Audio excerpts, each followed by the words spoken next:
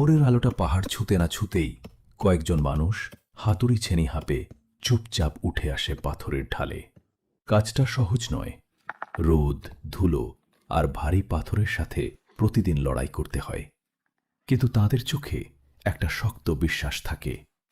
আজও তারা পাথরকে শিল্পে রূপ দেবেন। যে পাথরগুলো পাহাড়ের বুক ধরে শত বছর ধরে পড়ে আছে, সেগুলোর ফাটল, শক্তি, ডানা সবকিছু হাতের অনুভূতি দিয়েই বুঝে নেন তারা।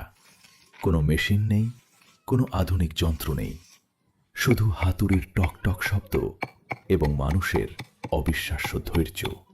প্রথম আঘাতেই পাথর ভাঙে না। জীবনের মতোই ওকে বোঝাতে হয়, মানাতে হয়। প্রতিটি ছোট আঘাত, প্রতিটি চিপ আসলে শিল্পীর ভেতরের নীরব গল্প বলে যায়।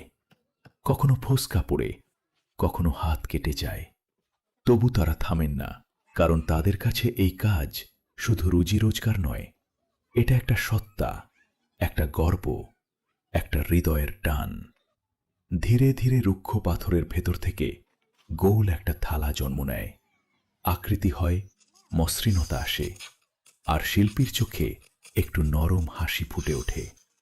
শেষে যখন হাতের ধুলো ঝেড়ে প্লেটটার ওপর আঙুল বোলান, তখন শুধু একটা জিনিসই মনে হয়, এটা শুধু পাথর নয়, এটা তাদের কষ্টের রূপ, তাদের ঘামের গন্ধ, তাদের হাতের তৈরি ভালোবাসা।